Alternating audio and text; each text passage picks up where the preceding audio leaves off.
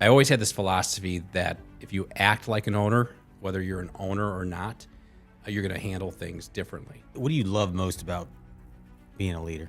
What I love the most is affecting people, having an impact, let people, genuinely know that you're listening. So I think just seeing the other people develop is probably the most I get out of being a leader. Leaders need followers and followers need leaders, and we can all be leaders at some point. We can all be followers at some point. I think the key is understanding when. What advice would you give a young leader today?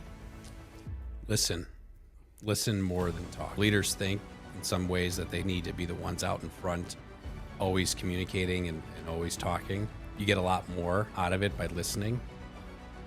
To a young leader, I would say the best thing you can do is keep your mouth shut. This is Beyond the Bottom Line. You heard it right here.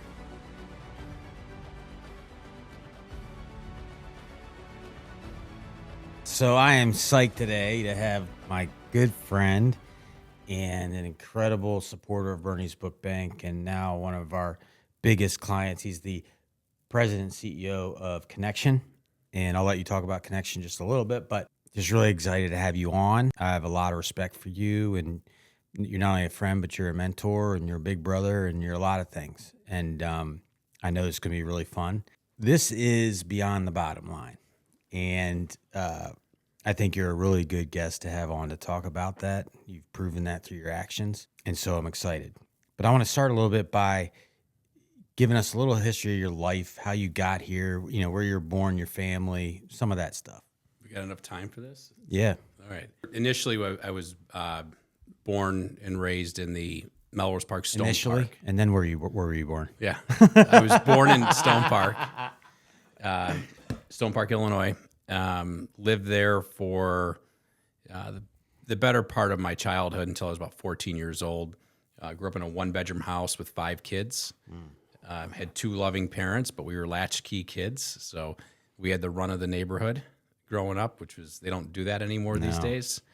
So lived there until about 14 years old, and then moved out to Aurora, where I finished up high school. And then I decided I wanted to be a pilot. This was 1990, and in 1986, Top Gun had come out, and I was a huge Top Gun fan, and I wanted to be a pilot. Like a pilot in the... A naval aviator. Okay. And so I went to the military enlistment program. I enlisted, took the oath.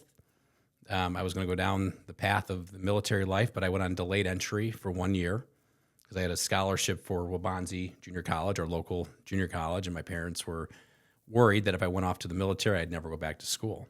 And so I went on delayed entry for 1 year, took advantage of the 1 year of the scholarship, ran cross country. I was a runner in high school. So I ran cross country in college for the first year, worked full time, because during that summer, my dad said, go out and get a real job before you go to the military. I want you to experience the real world. So I did, and I found a lighting showroom in North Aurora that hired me at 17 years old to do showroom sales. So you're doing lighting stuff even... At 17 years old. Okay. Just kind of knocked on a door, and they were hiring. And how's the lighting in here so far, by the way? It's pretty good. How we doing? It's pretty good. Okay, good. I like it. Good. And then so from there, I decided that I had kind of buyer's remorse with my enlistment. So I called my recruiter and asked if I could get out of my enlistment, and he said no. This was September. Is that kind of like once you take the oath, that's it, you're in? So I thought, and so I appealed when he told me no. My dad, who was involved with local politics in Aurora, said, "Hey, write Paul Simon, who was our senator at the time, the bow tie senator. Guy. Yeah, I was going to ask. He said, write him a note and ask for his help. And so I did. And about a month later, I got a response that they're looking into it, which I was surprised. Yeah. A month later, I got discharged, which I was a little surprised. I thought there would be a little more to the process. Yeah, so a letter just shows up? A letter shows up saying I was dishonorably discharged. Dishonorably. So this would have been like November timeframe of 1990. So we weren't at war. And so they looked at it, and they, through the appeal process with Paul Simon weighing in, I got discharged. in, I think it was like March or April of 91 is when we had the first Iraqi war. So at that point, I would not have gotten out. Right. But I will say that I had a little bit of, at the time, I was a little taken aback because dishonorably was something that I didn't like. Yeah. But at that point, I was already out, so there was nothing more to appeal. So I continued down that path of the lighting industry, went to school for 2 years, full-time, worked full-time, and enjoyed it. Enjoyed lighting. The first year I was there, I had a competition with the guy who hired me to see who could sell the most ceiling fans to homeowners. And I beat him. And there was something. How many? I think the month of July, I sold 27. He sold 12. 27 ceiling fans in 1 month. And I beat him. And so the competition was great. But I enjoyed, like, homeowners would send me letters thanking me for the experience, for picking out their light fixtures for their brand new home in Batavia or St. Charles or Naperville. And so that kind of affirmation was kind of cool at 17, 18 years old. And I quickly got the bug, the business bug. Was it the business bug or the selling bug or the lighting bug? It was business. Okay. Because I always looked at it. I always had this philosophy that if you act like an owner, whether you're an owner or not, you're going to handle things differently. Yeah. And so I had a mindset that was to act like I was the owner, treat everything that way. And with it, I think people can read that body language. Well, and I think another way to put that is own it. Own it. Yeah. And I think there's a lot to that, like looking out for the bottom line, looking out for the client, all that. Yeah. I love that. Yeah. So I did that for 2 years, school, work. And then I got an opportunity to go downtown Chicago to work for a lighting only distributor, doing commercial lighting. So now I'm calling on downtown high rises, chief engineers of buildings, property managers, end users, selling all their MRO, all their maintenance, repair, and operating items as it relates to lighting. So lamps and ballasts and lenses and new fixtures. How many fluorescent lights do you think you've sold in your lifetime? Off the top of my head, somewhere probably close to 25 to 30 million. Seriously? Yeah. Of those, the tubes. Yeah. Yeah. Which now the technology's they changed don't exist. completely. Yeah. In fact, they're being banned as 30 million. 26. I'd say at least that. Wow. Over the years. So I did that for another year and a half. Now at that time I'm 21 years old. And I got a call from a recruiter. It was the first time I had received a call from a recruiter saying that they had a company that was interested in talking to me. Were you married yet? No, I did not know my wife yet. But I was like, wow, somebody wants me. Yeah. So I took the call and I went in for the interview, and it was with Phillips Lighting. And I ended up walking out of the interview feeling very confident that I got the job. And I remember calling the recruiter, this is before cell phones and everything else, calling the recruiter saying, hey, I got the job. He goes, they don't offer the job at the first interview, Kyle.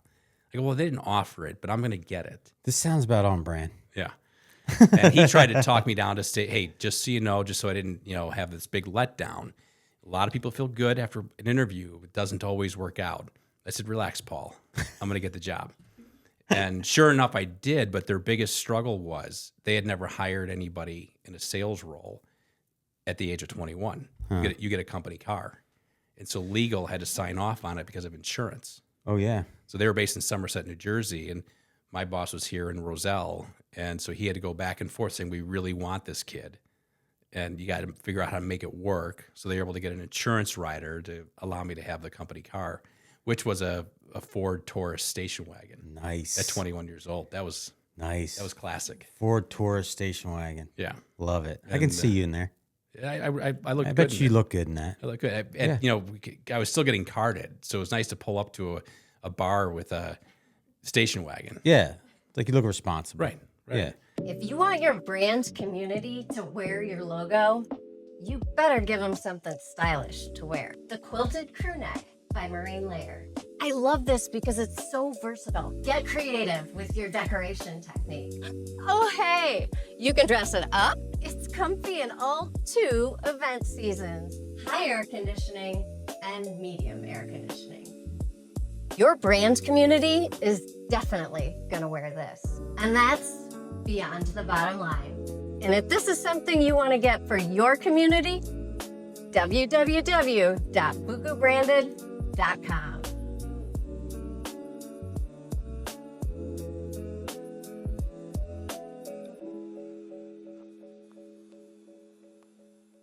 So then, and then that's where you, and then when did you end up with David and ConneXion? And for the first little over a year with Phillips, I handled the Granger account. yeah, So I handled everything in the Chicagoland area, Milwaukee, and I supported their salespeople. So I was what they called a market development application specialist. MDAS was the acronym. So I would literally just go on joint calls with their salespeople to their end users and support them on anything related to lamps and ballasts in these facilities. So I did that for a year and change, and then Phillips got kicked out of Granger. So I was effectively out of a job, and they brought in GE lighting. And I had the opportunity to stay with Phillips or go to GE and continue what I was doing. Phillips didn't want to lose me, so my boss at the time said, write down what you want. I'll take it to corporate, and we don't want you going anywhere. So I wrote a number down. They accepted it immediately, which meant I didn't really ask for enough. But I didn't know what I was going to be doing because the customer I was calling so on. if I'm just curious, what was that number and what year was it? This was 1993, early 94. The number was $62,000. Wow. I think I was making 45 Yeah. And where did you come up with that number? out of my ass. Appreciate your candor. So I wrote it down, and they accepted it.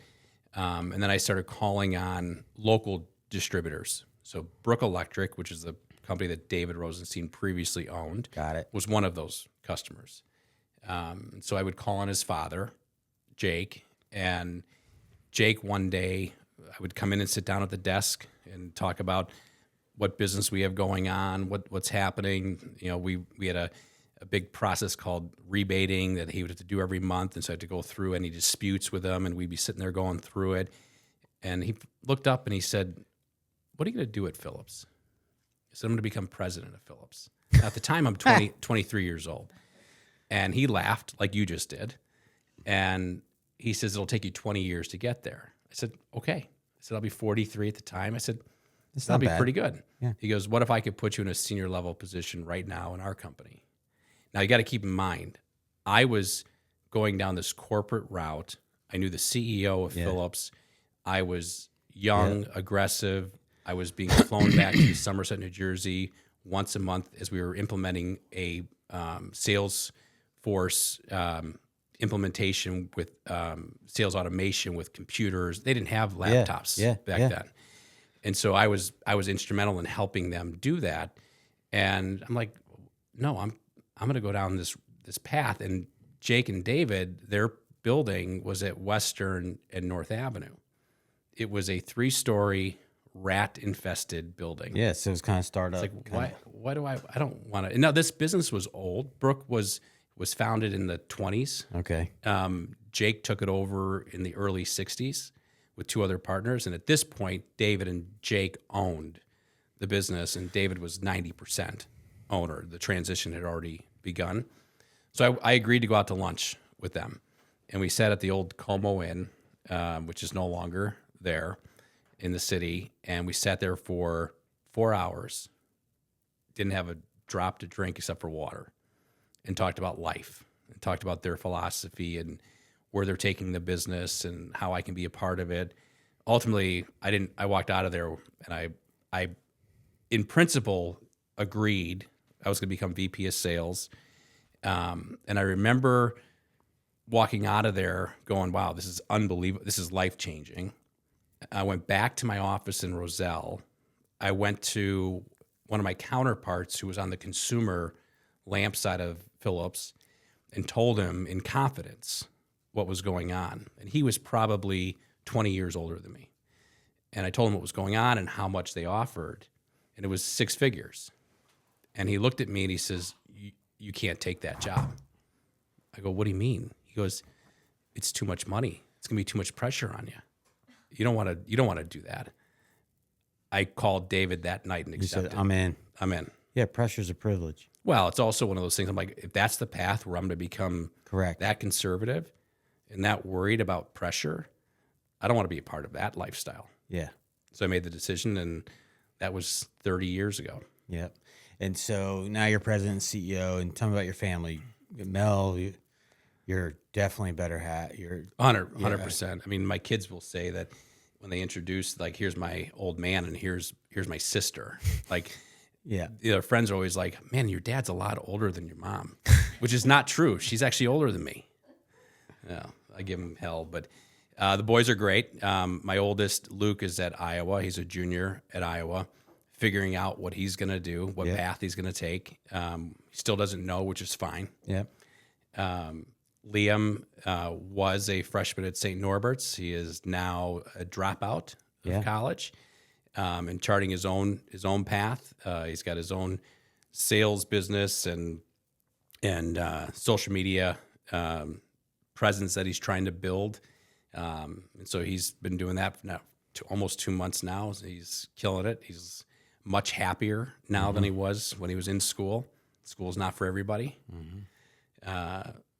Finn is our sophomore at Libertyville. He's both a basketball. All 3 of my older boys were basketball players.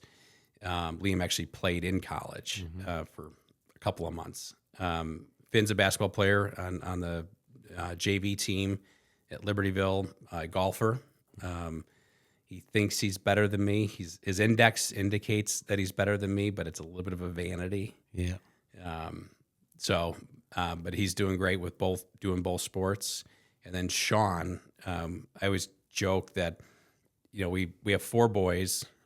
We were trying for the girl. The 4th time we did not get a girl, but we got something different. He's a lefty, which my other boys were all right-handed, which meant I had to go buy lefty clubs, lefty baseball glove, changed everything. It was like, okay, I'll do this. Only to have him say, I'm not really into traditional sports. I'd rather chart my own path. So he's a skateboarder, snowboarder, gamer. He loves editing videos, and he's got a little bit of a social media presence that he's trying to build with his Twitch account. And I tell the boys, the older brothers, all the time that they're all going to work for him one day. Yeah, that's probably true. Well, you have a great family. Thank you. Top to bottom for sure. So let's hop in a little bit about, you are no doubt a great leader in business, but at home. When did you first realize you were a leader? Early on. I mean, I was captain of my cross country team, and when you have to take on some of those responsibilities early, I think it changes your perspective on some things. So I'd say early, as in high school, senior year, when I got the moniker of but it's one thing to be said you're captain. It's another thing to actually act like it. And so what I've always kind of done is when I've gotten into, even when I became VP of sales at Brook at a young age, 23 years old, and I had guys who were, in many cases, some of them were 3 times my age. I knew that me just coming in and telling them what to do wasn't going to work. Kind of instinctively? Yeah. Yeah. But I also knew I didn't know what I didn't know. Because you didn't have kids then either, so you didn't have that experience to draw on. No perspective. I mean, I had my dad I could call and talk to, but what I immediately did the second I accepted is I went to Barnes & Noble. Oh, and I bought a bunch of books. You go get a book? Yes. To read up on it? Yes. So you read your way to becoming a better leader? My way. Like I said, I went to the business section and I found all these books on how to be a sales manager, how to run a sales meeting. What should you expect from your sales team? And I had to learn on the fly. Like they say, fake it till you make it. Yeah. And I was faking it. We're still doing that. Yep. That's I didn't know that, and that's kind of ironic. So what do you love most about being a leader?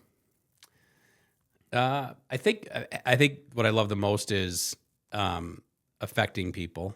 I think having an impact, and I've learned, how to be a good listener, and let people, genuinely know that you're listening. Yep. And then staying in touch with them, making sure that whatever their issues were are improving or they're dealing with it. So I think just seeing the other people develop is probably the most I get out of being a leader. And then what do you think is the biggest challenge of being a leader? People. Yeah, it's kind of one and the same, isn't it? Yeah, I think there's also, when you're at the top, because I've been in a leadership position for a long time, but one thing that I think that's changed the most with my current promotion is the buck stops with me. And that feels different? It feels different because before, even if I made a decision, it was David's responsibility. Yeah. Ultimately. And not that it was a scapegoat, but it was also it was just a little safety net. Little safety net. Now there's no safety net. Yep. And so, but I also think that because this was the toughest part, was I didn't want to take the job to begin with because he's so good. Yeah, he's a presence. And so I had to figure out what was my style. Yep. Even though I had I wanted to be authentic. Yep. So I didn't want to change, but I also knew that it's different. It's different. And so some of the things that I would do previously, I don't do anymore. Like hanging out with the troops. I'm not the one hanging around having another beer with somebody, right? I separated a little bit because and it was easier when I wasn't the guy. Beer or bourbon? Whatever your flavor is. Well, now it's tequila, right? No, I don't drink anymore. Since when? About a week ago. Well, we can talk about that offline. But okay. Well, is that on purpose? It's just a health thing to try to be more intentional. All right. Well, I'll be praying for you on that. Yeah. I know you'll be just as fun. Yeah, I will be. Yeah. Who are some of the leaders you've looked up to and why? Probably one of the early ones was Lee Iacocca. Really? Just, at my age and knowing what he did to turn around Chrysler. And when there were talks about him running for president, way back when, I thought that would be great to have a businessman in the White House. So I think just how he inspired people, especially at Chrysler in that turnaround. Especially in crisis, when that's the hardest. Yeah. Jack Welch. Yeah. Another one in my industry, he was always somebody to look up to in the electrical business. Certainly David Rosenstein. And what did you admire about them specifically? I think their character, how they carried themselves, how they led, how they inspired. Yeah. Well, one thing you said earlier that strikes a chord is, now the buck stops with you. And I think what a lot of folks don't understand about leadership is it can be lonely. Mm-hmm. And talk about that a little bit. I mean, do you feel that way sometimes? I don't, because I try to be collaborative in my leadership style. Admittedly, I've run the lighting side of our business, which represents about 42 to 45% of our overall business. And what size business is ConneXion now? So we're 170 employees. So we'll eclipse 200 million this year in revenue. That's awesome. Congrats. Thanks. What do you want it to be in 5 years? 5 years, we should be. The plan is to be 650 million. You heard it right here. There's a great reason you tell people your goals. One, they might want to help you, but two, they're going to hold you accountable. That's right. So I can't wait to ask Kyle every day how close he is to 650 million, and I'm rooting for him. I'm rooting for him. Now let me. If Graybar sees this in 5 years, I expect this to be at 275 million in 5 years. In 5 years. Okay. Well, I don't know what that all means, but I think I do, sort of. So you're talking about character and leadership, and anybody not in business that you admire as a leader? My wife. Wow. I mean, I couldn't do what she does, what she's done over the years with the 4 boys and handling all of that the way that she has with 5 boys. 5 boys. Those frontal lobes never really fully develop, Correct. Brian, as we know. Correct. And so she's had a lot to deal with, and she's done it with grace. Yeah, she's special. So for sure, her. My father-in-law, who's passed away a couple years ago, looked up to him tremendously. He was a accounting professor at St. Bonaventure University, and somebody who just is salt of the earth, would do anything for you. As a leader in his own world, as the head of the accounting department at St. Bonaventure, got to kind of see through his lens what he dealt with in academia, which was interesting because it's a whole different perspective and mindset. Yeah. So looked up to him. I don't have a lot of people that what you would consider like that I fawn over or so I think I look at, there's plenty of people who decided they wanted to do rank and file jobs who I admire tremendously for how they conduct themselves. Yeah. That's well said. Because it definitely takes a village, and leaders need followers, and followers need leaders, and we can all be leaders at some point. We can all be followers at some point. I think the key is understanding when Right. to do what we all struggle with. So, as a leader, especially in a business, in business, we talk about the bottom line a lot. And this show is called Beyond the Bottom Line. So as a leader, has how you looked at the bottom line changed over time, and how? Yeah. I mean, I talk to the team all the time about we're not chasing, while we need gross profit and net profit dollars to run the business. If you focus solely on that, then you're going to ultimately be leaving something out. And so we focus a lot on the process.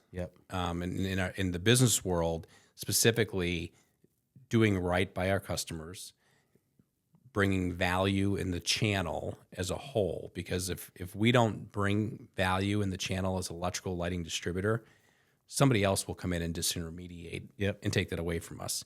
And so if we focus strictly on bottom line, there's a lot of things we wouldn't do to deliver the value to our customer. But ultimately, driving that creates the stickiness between businesses where they become so reliant on what you offer that to go to somebody else for a couple pennies less will cost them more. And so if you can create that, the money will follow. And Well, so, as you know, like a lot of great coaches have said, we don't focus on winning, we focus on the winning process. And you definitely hear that in a lot of PGA Tour players. yes, That, and that's hard to do, especially as competitors, as leaders, it's one thing to win, way different thing to win the right way, and a way different thing beyond that to have everybody win while you're winning.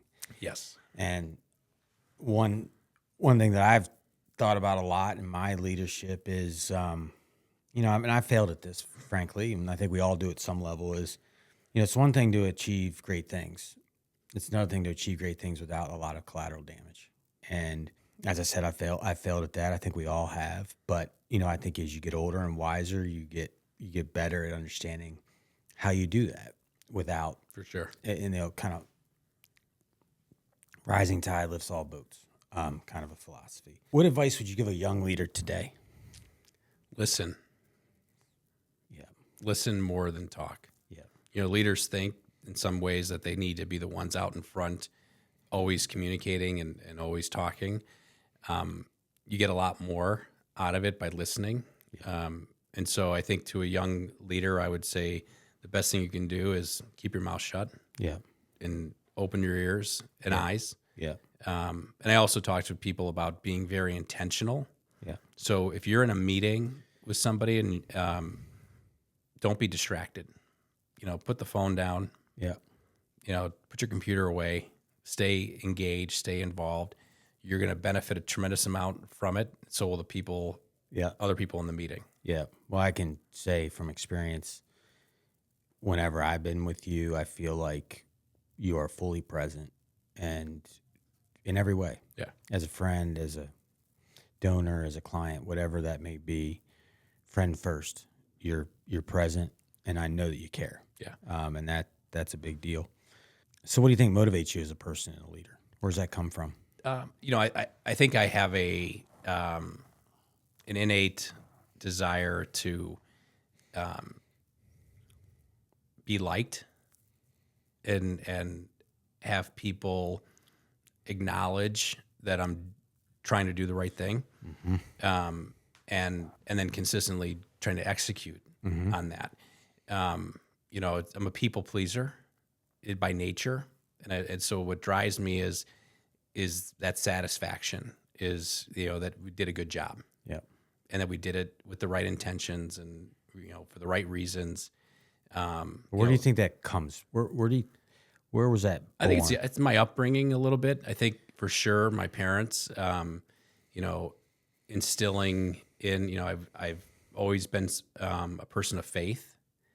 And I think growing up with that, certainly as you go through the years and you question things and you wonder about things, having that fundamentally is in your foundation is good, because you always go back to that. Yeah. When you're in a tough situation, Yep. which I've been in, Yep. and you got a decision to make, Yep. which way do you go? Yep. And so you lean on your values, you lean on your upbringing, the muscle memory of that, I think, to help guide you. Yep. So I think that's probably the biggest component of helping to make those decisions. And that's why parenting is so important. Yeah. So I'm going to transition just a little bit, since it's beyond the bottom line, from leadership to purpose. And how would you define the word purpose? I think purpose for me is intentional, something that is thought out, that you have convictions for, and staying true to that, being consistent. I think when I think about purpose, for me, it's, there's a number of factors, but one is obviously, leading the business in the right way, being who we want to be. Like a good example would be a lot of my competitors out entertain us. They take people on trips, and they do a lot of things for them that could be looked at as they're getting bought. Yeah. We're not known as a business as the company that out entertains anybody. We probably need to do a little bit more of it as a business, but people do business with us because of the value we bring to them, not because of what we buy them.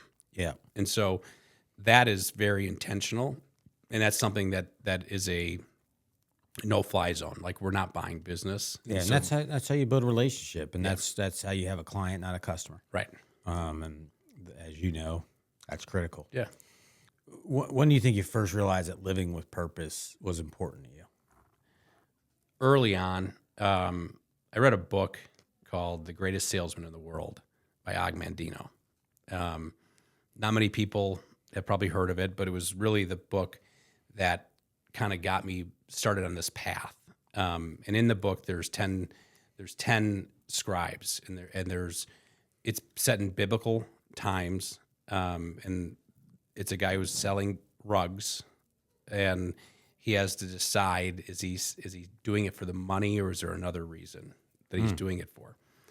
And these 10 principles that he's carrying around, the book makes you, for 30 days, follow each one of those intentionally. When I read that, it was almost like a light bulb went off, saying that I'm different and I can be different.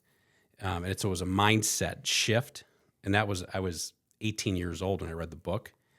So I think since I was 18, that something sparked with that book that kind of changed everything that I was doing. I was way more intentional about, I wasn't just living day to day. So you think books and reading are important? Extremely. That's good. Yeah. Yeah. It is fascinating, though, as you talk to people and you do ask questions and you listen, how many times they refer back to a book. It kind of says it all. So how does that purpose-driven leadership style show up at home and at work? So at home, raising 4 boys, it's a constant reminder that you need to be intentional. I think I've mentioned this before, but with Liam, my son who dropped out of college, over the summer, when he was in high school, the two of us, we struggled with each other. He's a little bit more, he's a little aloof, a little forgetful. Will, just like any other teenage boy, will leave, a half glass of water sitting on a table in the living room and just forget that it's even I've there. never experienced that before. Leave his shoes in the middle of the floor. And my reaction to him was always, come on, what are you doing? Yeah. And I would get on him. I realized as soon as he graduated high school that he's not a kid anymore. Yep. And so how I handled him before, I can't continue to handle him the same way. And so we started having I called them fireside chats with Dad. And these chats would go for 30 minutes to 4 hours, depending on what the topic was. And he would ask a lot of questions, and I would ask questions of him. And it was more of a self-discovery. And so I think, and I've learned that with all of my kids, that you got to kind of meet them where they are. Yeah, I think one phrase I've learned over treat everybody the same differently. Yes. So same standard, but everybody learns differently, and they need to be led differently. Yeah. And so would you agree with that? I totally agree. Yep. Who's in front of you, how they learn, what motivates them. That's an art form. Yeah. And the same thing goes to business, right? You get in the office and you're dealing with people. I have a consistent approach, but it might be different with certain people depending on how I know they're going to receive it. Some people can take straight on criticism. Yep. Bring it direct. Bring it. Others, they don't want it direct. No. Yeah. So even though I am a direct person, you better figure that out. I have to filter it. Yeah, you better figure that out. Yeah. So, along these lines, like you're a very generous supporter of Bernie's Book Bank. Why is that? Yeah. Some of my early memories are in school, in grade school, in elementary school, when we used to have the chance to get the tabs where you could get the book for cheap, whatever. There was a little flyer that I forget what they used to call that. I used to love doing that and looking at, I would struggle over making a decision on which 3 books I could get because we could only afford so much. Yep. And so that was exciting when I'd get it and then be able to explore and, the mind opens up. And growing up in Stone Park, we didn't have a real library. So our library was a double wide mobile home that was parked next to the fire station. And there were only certain hours that you could get access to it. So they were limited. So whenever we had a chance, it was a block and a half of our house. My brother and I would walk over there and we'd open up books and start reading. And so that always struck me as something that, we lived in a very poor area, but we had access. At least we had access to books. And then hearing your story and hearing the impact that you guys are having directly in all of our communities spoke to me, because I do believe that literacy is one of the main pathways to change somebody's life. Amen. So when I saw it, it just resonated and hit me and said, this is something I can see the impact from day one. I'd call it supporting at a sacrificial level. How does that make you feel? Proud. I think that the fact that I've worked so hard to get where I am, so that when the ask comes or when I see something that is worthy and I can pull the trigger, it's a sense of pride. Yeah, well, I can say it'll never be taken for granted. And I know the book bank will work hard every day to make you proud. I believe that. Prouder. So what are you currently working on to be a better purpose-driven leader? Learning still. I'm diving in. I'm only a month and a half into the most senior leadership position of our business. While I've been leading for a while, this is certainly different. And so, like, our theme for the year for CX is built for change. And we are, because we've always been innovating as a business, but this also goes for me as a leader, like there's certain things that I still have to change. So leaning into that and saying, okay, I can't be in the business Yep. all the time. Yep. I've got to be working on it. Yep. And being able to find that time. It's easy to work in the business because it's right there in front of and you. you're reacting. Yep. Yep. And so intentionally stepping away and putting myself in a different state of mind. Yep. It's not a difficult thing. It's just you need to be really intentional about it. So does that mean kind of giving yourself a little more white space? A little more white space, a little more. So I will block out my calendar now, which I didn't do before. Otherwise, people will fill it up. Oh, yeah.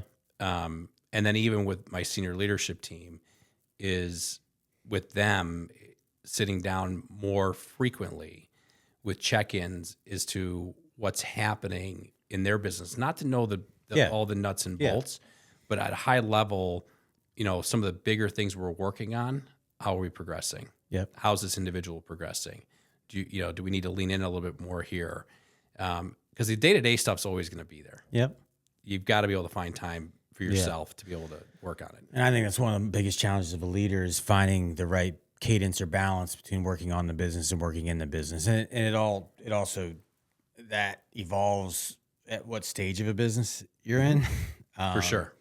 It's really hard in the startup side of things to take time. You need revenue and, to take time to work on the business. But, if you really believe that you're in for a long haul, you better be working on the business. Yep. So I think that's a function of your belief that you take a minute. Yes. So what purpose-driven leader, dead or alive, would you like to have a cup of coffee with or play a round of golf with? Well, you. We do that all the time. Right. But thank you. Boy, I would say when I think I talked about Lee Iacocca before. I would love. What would be your first question? I would ask him where he found the guts, because he had a great job at GE. He didn't have to leave to go to Chrysler. Why did you do it? Why did you leave to take on that task? If you had to guess, what do you think his answer would be? Challenge. He wanted the challenge. Yeah. Felt he was up for it. Didn't want to take. He was comfortable with where he was and wanted to get uncomfortable. Yep. Well, that's interesting you bring up uncomfortable, because I think that's where life lives. And if you really want to do anything, you got to be willing to have uncomfortable conversations and take uncomfortable actions. Yes. And whenever I think about parenting, there is no book that you're given. But I think there's a couple, we all come up with our own philosophies. And one of mine was my job is to make them as uncomfortable as possible, as much as possible. And that's not because I don't love them. It's because I do love them. Yeah. And you're going to make mistakes. Correct. And that's okay. And they're going to be uncomfortable a lot if they're trying to get anywhere. So, I'm uncomfortable right now. Not with you. I'm just, I don't even really want to do this podcast, for crying out loud. It makes two of us. Yeah, it makes two of us. But you do what you got to do what you want to do. Yeah. So I'm going to ask you, this is a tough one, but take it wherever you want. As you look at the human race today, what do you think our bottom line should be? And how do you think we're doing with that? And I'll preface it by saying that I personally believe we're on a race to nowhere. I'm an eternal optimist. Yeah, you are. And so you always think you can beat me at golf, but we all know and simulator golf. I get it. Simulated golf. Yeah. Major champion. Right. E9. E9. I think the golden rule is where I'd hope we are going, and the people will act that way. What we see happening in the world today is unnerving. It's upsetting for a lot of people. A lot of noise that's out there. You can't hide from it. As much as you might want to stick your head in the sand. Yep. The reality is what's happening is happening, regardless of what side of the aisle you're on. As an optimist, I'm hopeful that that it won't take another tragic event to bring the country back together. And what about the world? Like, where would you like to see the world be in 100 years, 200 years, 500 years? Utopia. Everybody. Do you think that's possible? No. As much as an optimist as I am, I think unfortunately, there's such a big divide and people that will dig their heels in on both sides just to do it. When's the last time you actually heard world leaders ask the question, where do we want to be in 250 years? Never. They're worried about their next election. Isn't that kind of crazy that if you think about the people leading this world, some of them have been very successful business people that they haven't defined success. Yeah. And the follow-up was, how do you think we're doing with that? Which I think you've already, we're not doing very well. No, we're not doing, there isn't anybody you can look to that's leading or trying to lead to pull people There really isn't together. one. There really is not one. Unfortunately. Yeah. Well, I heard that, the golden rule, as we all know. Is this where I'm going to announce my run Maybe for you want to presidency? run? Hey, you heard it here first. Kyle Hanson, world leader. But, we all know the golden rule is do unto others as you would have done unto you. And I heard a different version of that recently, and I think it's true. Like, do unto others, like, learn what they want done unto them. Because I think... It's interesting. Yes. And then try to do it. Yeah. And because we all have our, what we think our wife wants, or what we think our children wants, what we think our community wants. And we never really ask, what do you want? Yeah. So from there, we're going to pivot just a little bit, since we are talking about literacy, and BUKU Branded is all about giving 100% of its profits back to literacy, and ConneXion has been an incredible client of ours. Thank you very much. It's been a really fun journey so far. We can't wait to write checks with two commas in them. Want to be part of the 2 comma club, but we couldn't do it without your trust in business. So thank you very much. But let's talk about reading for a minute. What are you currently reading? So I'm reading The Life Cycle of a CEO. It's Where are an you in that interesting one. life I'm still in the beginning stages. I started reading the book I'm one who will read in spurts. Yeah, me too. And usually specific about something that I'm interested in that in the moment. Which, so as a newly minted CEO, I wanted some new perspective. So this book is definitely giving me that. I'm also reading a book. It's called Traction. Oh yeah, EOS. EOS. Which You liking that? I'm liking it. I mean, it's certainly. Have you implemented EOS yet? No, we have not. Are you thinking about it? I am thinking about it. I know Marty did it. When you're ready, I know some good implementers. Okay, good. Oh, seriously, I'm gonna Take me up connect on with you that. on that because, one of the things I did early on when I started reading the book was evaluating my team. Yep. And understanding, who gets it, who wants it, and who can do it. Yep. And so I had to go through this list, and not everybody checked off on the list. Doesn't mean that they couldn't make it. Correct. Just meant where they were today. Yep. I had to further evaluate. Yep. So I think it helps those kind of things on your own. Maybe you see a podcast that spurs you on or whatever. But I look at reading as a way to kind of get the wheels turning. Yep. On new ideas. Yeah. That's something that this is doing. And I know a lot of business leaders have recently read Traction or have implemented EOS system.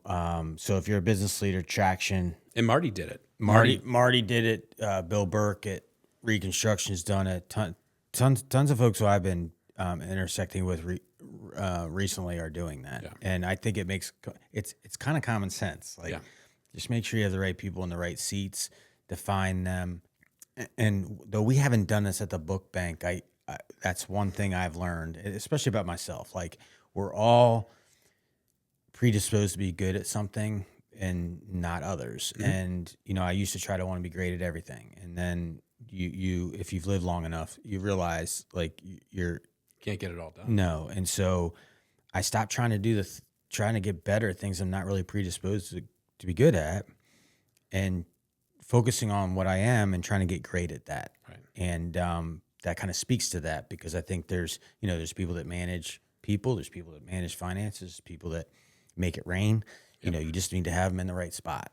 Yep. So it's good. Thanks for sharing that. What books have you read that actually make you look at the bottom line differently? I think the first book I ever read, The Greatest Salesman in the World by Adam Mandino. That book clearly defined that the goal cannot be sales. in the end, he actually ended up giving one of his rugs away. Now, as it turns out, it was for Jesus. He didn't know that, right? But he gave. I gotta read this book. He gave it away. Say the title again. The Greatest Salesman in the World. Yeah, and then I couldn't remember and that. then he went back into home office and told them what he did. And obviously they were upset that he gave away one of the rugs. But in the end, I think it really worked out for him. I'd say so. What book have you read that have changed your life the most? Not necessarily from a business perspective. Ben Hogan's, what was it called? Yeah. It was his swing. It was all about his 5 something. Yeah. That was a long time ago, but So that changed your life. Because it opened It up. didn't change your golf swing at all. Let's see. That's your perspective. I look at it as the approach. He made the game way more enjoyable. And what about it? Like, I understood the swing. did he simplify it a little bit? And so in a game that I love so much that I spend a lot of time with clients, with friends. Golf has brought you and me a lot of joy. Yes. And beyond joy, a lot of great fellowship. And beyond that, I think it's been good for business. Mm-hmm. Very good for business. Yeah. As you and I both talked about, you don't get 5-hour cups of coffee with people. No. I've tried. Mm-hmm. It gets a little awkward after about an hour and 45 minutes. How about another latte? You're all hyped up on caffeine. So if you were to write a book, what would it be about, and what would the title be? Balance. That's the title? Balance. Is that the title and the book? And the book. I think, and I tell this to my kids all the time, like, life can't be one way, and you've got to be able to figure out how to manage a lot of things in your life, and have a lot of things going on, so that, the idle mind can create a lot of problems in this world. Mm-hmm. If you're active all the time and you're moving and you're doing something, people always say, well, I don't know how are you on these boards? How are you doing this? How are you doing that? I'm like, what are you talking about? Just wake up and you do it. Well, you're unique in that way. You're not the only one that does that. I think there's a lot of people that do that, but it's a gift to be able to do that and to know how to manage all that properly, so that each part of your life, whether it's at home or what you do for fun or to. Well, I think you, part of it, the joy of it is doing a good job. When I said earlier I was a people pleaser, I have a hard time saying no, which is something I know that I've tried not to take advantage of that. Yeah. It might not seem that way. No, I have a hard time saying no. I get a little imbalance there.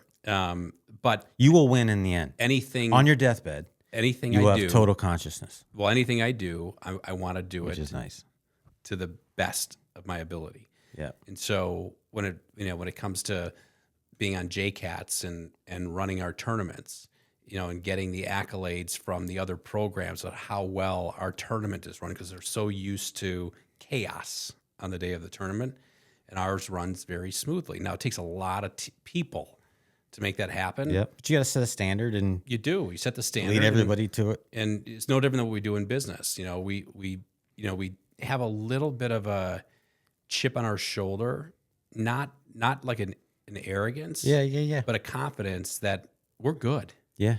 And we're going to hold ourselves to a really high standard. And we're going to get better. And if we make a mistake, we're going to own it. Yep. And so balance, I think, goes with just in life, just not getting too high or too low.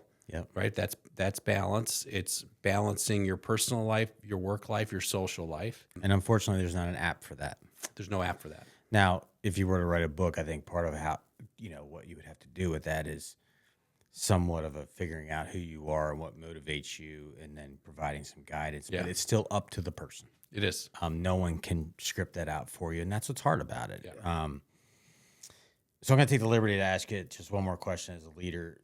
What motivates you more, the fear of loss or the hope of gain? Hope of gain. I'm not worried about loss. Loss, there's no fear. Like when my wife, she laughs when I say this, but it's the reality is when you come from where I came from in a 1-bedroom house with 5 kids, what's the worst thing that can happen? I end up back in a 1-bedroom house. I've been there. That's not a fear. That's one of many, many, many reasons I love you. That's how I look at it.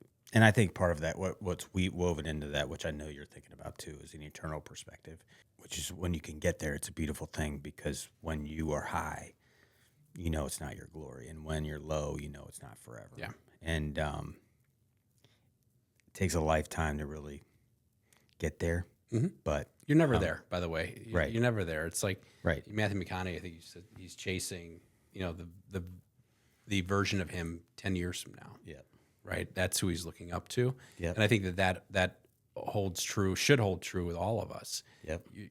We're unfinished products. Yep. We're constantly striving to do better, to be better. Yep. And there's no script. Yep. So all you can do is the best you can do. Yep. And we joke all the time, even at work, it's like, I need you to give me 100% of whatever you have today. Yep. If you only have 70, then give me 100% of your Amen. 70. I like that. That's good. Right. And then it's like, I get it. We're going to have our ups and downs. Yep. And today's not your best day, but just give me 100% of what that is. Yep. And you're going to feel better. Yep. And I'm going to see it. And I'm going to know you're doing the best you can. Yeah. And that's liberating too. And that's really good. That's really good, because I know I'm not firing all cylinders every day. So do the best you can with what you got. Yep. And that kind of leads into my final question. But before I get there, I just want to thank you for being here, being the friend that you are, being the leader that you are, being the mentor you are.